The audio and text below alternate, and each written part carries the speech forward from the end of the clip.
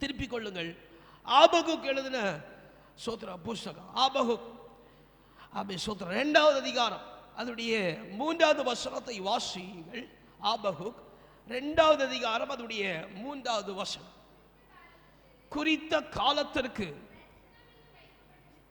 தரிசனம் இன்னும் வைக்கப்பட்டிருக்கிறது, முடிவிலே அது விளங்கும், அது பொய் சொல்லாது, அது தாமதித்தாலும் அதுக்கு காத்திரு, அது நிச்சயமாய் வரும், அது தாமதிப்பதில்லை. அல்லேலூயா, அல்லேலூயா.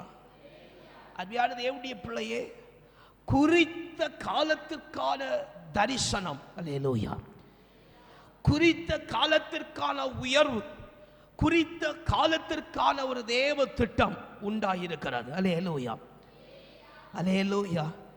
இந்த குறித்த காலத்திற்காய் உண்டாயிருக்கிறார் தேவ செயல் நிறைவேறும்படிக்கு சில கால தாமதமாகும் என்று சொன்னால், சில பொறுமையோடு காத்திருக்க வேண்டும் என்று சொன்னால் காத்திரு. அல்லேலூயா, அல்லேலூயா, அல்லேலூயா, அல்லேலூயா. நான் இவைகள் உங்களுக்கு நினைப்பூட்ட விரும்புகிறேன். சில இடங்களில், சில காலங்களில், சில சூழ்நிலைகளில் கர்த்தர் வெயிட் பண்ண வைக்கிறார்னா அதுக்கு வெயிட் பண்ணுங்க. அல்லேலூயா, அல்லேலூயா. அந்த திட்டங்களும் தீர்மானங்களும் ஏற்ற காலத்தில் சீக்கிரமாய் நிறைவேறும். அல்லேலூயா, அல்லேலூயா, அல்லேலூயா, அல்லேலூயா.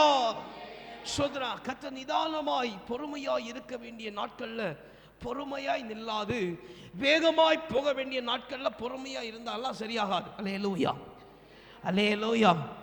அவர் அதிகமாக ஜெபம் பண்ணு சொன்னா அதிகமாக ஜெபம் பண்ணு, பொறுமையாய் இருந்தா பொறுமையாய் இரு. அல்லேலூயா, அல்லேலூயா, அல்லேலூயா. அப்ப ஏற்ற காலத்துல குறித்த திட்டம் நிறைவேறும்படிக்கு, அல்லேலூயா, அல்லேலூயா, அந்த திட்டம் நிறைவேறும்படிக்கு சில கால தாமதம் வரும்னா அதுக்காக நீ காத்திரு. அல்லேலூயா.